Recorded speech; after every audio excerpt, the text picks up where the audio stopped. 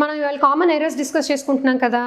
We are discussing common errors and we're discussing how to cope with the common errors. ఇందాక చెప్పిన రెండు నేను మీకు వాడేసాను సెంటెన్స్లో. సో మీరు ఇలానే ట్రై చేయండి. ఇంకొక రెండు చెప్తాను. The next two that I would like you to know and understand why they're errors. One, స్కూల్కి సెలవు ఇచ్చారు పొద్దున్న, ఒకరోజు పొద్దున్నే. మీరు ఇప్పుడు అందరికీ స్కూల్ సెలవులు అనుకోండి, బట్ జనరల్గా చెప్తున్నాను. సో స్కూల్కి సెలవు ఇచ్చారు all of a sudden, and next day school ఉందో లేదో మనకి తెలియదు. This is Telugu, okay. School ఉందో లేదో మనకి తెలియదు. దీన్ని ఇంగ్లీష్లో అడగాలి. స్కూల్ ఆఫీస్కి ఫోన్ చేశారు, ఓకే. ఆఫీస్కి ఫోన్ చేశారో లేకపోతే ఇవాళ రేపు అంతా మొబైల్ వాట్సాప్ కాల్స్. సో కనుక్కుంటున్నారు, ఎంక్వైర్ చేస్తున్నారు. You are enquiring whether about the school, okay. So అప్పుడు మీరు కనుక్కుంటారనమాట స్కూల్ గురించి. స్కూల్ ఉందా లేదా అని మీరు కనుక్కోవాలి. తెలుగులో అయితే మాట్లాడారు కదా, ఇంగ్లీష్లోనే మాట్లాడాలి. So what will you ask? Is school there today school is there అని అడుగుతారు. స్కూల్ ఎక్కడ పోతుందండి? స్కూలు బిల్డింగే కదా. School is there. Where is the school? It is in Karmanghat or is it in Dilsukhnagar, it is in Himayatnagar. ఎక్కడో చోట school ఉంటుంది, school ఎక్కడ పోదు. సో స్కూల్ ఉందా అనే దాన్ని మనం లిటరల్గా ట్రాన్స్లేట్ చేస్తే ఈ స్కూల్ దేర్ అంటాము. That is wrong English. ఇంగ్లీష్లో కరెక్ట్గా స్కూల్ ఉందా లేదా తెలుసుకోవడానికి మీరు ఏమైనా అడగాలి? Is the school working today? Will the school function today? ఇది ఫంక్షన్ అంటే ఇంగ్లీష్లో మనం ఇంట్లో చేసుకునే ఫంక్షన్లు కాదండి. ఫంక్షన్ అంటే వర్క్ చేస్తుందా అని. So is the school working today or is the school functioning today? Will the school function today?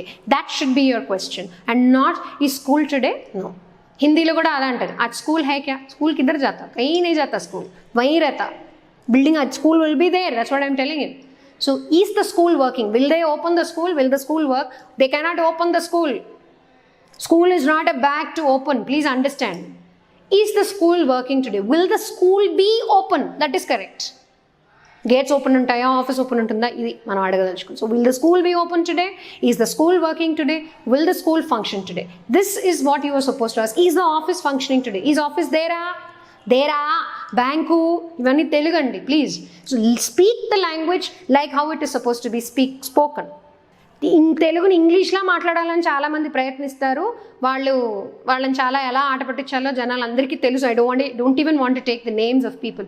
So ఒక భాషను మాట్లాడేటప్పుడు ఆ భాషను ఆ భాషలాగానే మాట్లాడాలి. దానిలాగా దీనిలాగా మాట్లాడాలంటే ఇలాగే తప్పులు దొరుకుతాయి. So is school there, is office there? Wrong. Is the office working today? Will the school function today? These are the two varieties of variants in which you can ask the question. Another thing, how do you come to school or how do you come to office? I come to office by metro. I come to office by car. Okay? I come to school by foot. Wrong. By అనేది మనం వాడినప్పుడు ఎప్పుడైనా ఒక agent ఉండాలి. ఒక దాని నుంచి ఇంకో దానికి యాక్షన్ పాస్ అయినప్పుడు బై అనేది వాడతాం. So you cannot use by. Foot, legs, foot, feet, they are a part of our body. So you don't climb on your feet to go to school or to go to office. So you come to school or office or you go somewhere. When you walk and go, you say I came on foot. నడిచి వెళ్ళినప్పుడు I came on foot or I came by walk. Either I came by walk or I came on foot. I came by foot, wrong. Okay, I came on walk అయితే అందరూ సహజంగా అంటే అది కూడా తప్పు. Okay, I came by walk, I came on foot. This is the right way of saying when you walk and reach a place. Most of the other times I come by bus, I come by train, I come by car, I come by bike. That is correct. ఎందుకంటే action pass అవుతుంది. ఒక రెండు ఏజెంట్లు ఉన్నాయి అక్కడ, నేను నా బండి, 2 agents. సో నేను నా బండి మీద వచ్చానంటే నేను కాళ్ళ మీద నడుచుకుంటూ వచ్చాను అన్నారు కదా, నడిచి వచ్చాను అంటారు. అలా నడిచి రావడాన్ని ఏమంటారు? Came by walk are came on foot. ఇంకొక ఎర్రర్ చెప్తానండి, ఫుట్ టు ఫీట్. తెలుగులో ఫుట్ టు ఫీట్, ఇంగ్లీష్లో foot feet. What is the difference between these two? Foot is singular 1, feet is more than 1 అనలేము, బికాస్ ఫీట్ అనేవి రెండే ఉంటాయి ప్రతి ఒక్కరికి, కాబట్టి feet is 2. So most of the people when they have to talk about measurements, okay, measurements ఒక land plot ఏదైనా measure చేస్తున్నప్పుడు సో మెనీ ఫీట్స్ అంటారు. ఫీట్స్ అనేది తప్పు. ఆల్రెడీ ఫీట్ అనేది ప్లూరల్, సో ప్లూరల్కి ఎస్ పెట్టక్కర్లేదు. సో మెనీ ఫుట్స్ అని అయితే అన్నాం కదా, సేమ్ వే ఫుట్ ఒకటి, ఫీట్ ఒకటి కంటే 1.5 ఫీట్ అనాలి. 1.2 కూడా ఫీటే, ఎందుకంటే ఒకటి కంటే ఎక్కువ. సో ఫుట్ అండ్ ఫీట్ గుర్తుంచుకోండి. Foot is singular, feet is plural. Same way how do you pronounce this word? ఇది ఫుడ్ కాబట్టి ఇది ఫుడ్ కాదు, ఇది ఫుడ్, దీర్ఘము ఉంటుంది అక్కడ. So this is food. ఎందుకు అంటే ఇంగ్లీష్లో కొన్ని అలాగే ఉంటాయండి. There are certain things which are suppose to be the way they are, you have to say it the way it is. ఇంకొక కామన్ కన్ఫ్యూషన్, ఇన్ ఎప్పుడు వాడాలి, ఆన్ ఎప్పుడు వాడాలి, especially chair. am I sitting in the chair or am I sitting on the chair? So చాలా easy అండి. The chair which is sitting on or in, if it has got the armrest, then you're sitting in the chair. If there is no armrest, arms లేవు ఆ చైర్కి అనుకోండి, you're sitting on the chair. ఎందుకు? In అన్నప్పుడు ఒక దాంట్లో ఒక హాలోలో ఉన్నట్లు కదా అర్థం. ఆర్మ్స్ ఉన్నాయనుకోండి కింద కూర్చున్నట్టు ఉంటుంది. అదే ఆర్మ్స్ లేవనుకోండి, హ్యాండ్స్ ఫ్రీ చైర్ అనుకోండి, దానికి ప్లాంక్లా ఉంటుంది. So that is the simple thing. So in అన్నప్పుడు ఆర్మ్ చైర్లో కూర్చున్నప్పుడు I'm sitting in the chair, otherwise your sitting on the chair.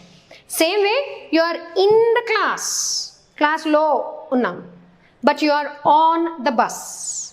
Okay, in the bus అనడం తప్పు, you are on the bus. All right.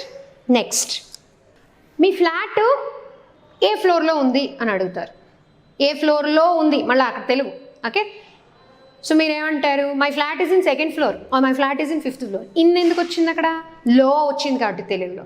But you suppose to say our flat or my flat is on the third floor, on the second floor, on the first floor, on the fifth floor. So on ki in ki teda, lopala అనడానికి in, on అనడానికి ఒక Planck లాంటిది ఉంటే దాని మీద ఉంటే on. Second floor మీద ఉంది అని మనం అన్నాం తెలుగులో, అది తప్పు. బట్ ఇంగ్లీష్లో it is on the second floor and not in the second floor. ఇంకోటి చెప్తాను. What is the time on your watch, not on. ఇప్పుడే కదండి ప్లాంక్ ఉంటే ఆన్ అని చెప్పారు, సర్ఫేస్ ఉంటే ఆన్ అని. By your watch. ఏజెంట్ ఇందాక చెప్పుకున్నాం కదా, ఏజెంట్ ఉన్నప్పుడు బై అని వాడాలి. So what is the time by your watch? So by my watch the time is 12 o'clock in the afternoon or 9 o'clock in the morning. So that is the way your suppose to speak English. ఇవన్నీ ఎలా వస్తాయండి అని అడిగితే, భాష బాగా మాట్లాడే వాళ్ళని, standard English news పేపర్స్ని, మంచి పుస్తకాలని, you can start with small story books, I don't mind. So small story books దగ్గర నుంచి standard news channels, good English movies వింటే, చూస్తే మనకి భాష ఎక్కడ ఇన్ వాడాలి, ఎక్కడ ఆన్ వాడాలి, ఎక్కడ బై వాడాలి, ఎక్కడ ఆన్ వాడాలి అనేది ఈజీగా అర్థమవుతుంది. బాగా వాడితే, బాగా ప్రాక్టీస్ చేస్తే వచ్చే భాష ఇంగ్లీష్ లాంగ్వేజ్. ఇంకొక కామన్ ఎర్రర్, ఇన్లాస్ ఒకటి, కజిన్స్ ఒకటి. ఓకే, ఇన్లాస్ అని ఎవరిని అంటారు? కజిన్స్ అని ఎవరిని అంటారు? ఓకే, ఇన్లాస్ అని వాడినప్పుడు ఎస్ ఎక్కడ పెట్టాలి? సన్. ఒక ఆయన చాలామంది ముగ్గురు అల్లుళ్ళు ఉన్నారనుకోండి, ఆయన ఎక్కడ పెట్టాలి? ఇక్కడ పెట్టాలా, ఇక్కడ పెట్టాలా? ప్లూరల్. దీనికి ప్లూరల్ ఉండదు. The plural should come here. Sons in law, daughters in law. Okay, my in laws, అది రాంగ్ ఇంగ్లీష్. అది మా ఇన్లాస్ ఉన్నారే, వాళ్ళు అక్కడ ఉంటారు, ఎక్కడో వేరే చోట, వేరే సిటీలో, వేరే కంట్రీలో. ఓకే, సో ఇన్లాస్ అనేది వెరీ మచ్ అంటే ఏంటి? అత్తగారింటి వాళ్ళు అంటాం కాబట్టి అక్కడ రెస్పెక్ట్ ఇచ్చాం మనం, ఇక్కడ అక్కర్లేదు. That doesn't mean English doesn't give respect. It definitely does. But there's no need to use an S for the laws, but you need to use the S for the word that you're trying to convey. Sons-in-law, daughters-in-law, that way. Or mother-in-law undru, father-in-law undru, iddaru undru. Mother-in-law, father-in-law. But sons-in-law, if you have more than one daughter, and daughters-in-law if you have more than one son. Same way, cousins. Cousin antene immediate family, అంటే next family అండి. మీ brother పిల్లలు మీ పిల్లలకి cousins అవుతారు. So cousin neutral gender. Cousin brother, he's my cousin brother, she's my cousin sister, wrong English. She's my cousin, he's my cousin, చాలు, అంతవరకే చాలు. మనిషి ఎదురుగుండా కనిపిస్తున్నాడు కదా, హీ అన్నప్పుడే అర్థమైపోయింది కజిన్ అంటే తను మగ మేల్ జెండర్ అని, షీఈస్ మై కజిన్ అంటే ఫీమేల్ జెండర్ అని ఈజీగా అర్థమైపోయింది. So there is no need to add cousin brother and cousin sister. Actually India is a very close knit society. మనకి ఫ్యామిలీలు, రిలేషన్లు చాలా ఎక్కువ. అక్కడ చాలా సింప్లిఫైడ్గా ఉంటాయి, ఇక్కడ చాలా కాంప్లికేటెడ్గా ఉంటాయి అకార్డింగ్ టు దెమ్.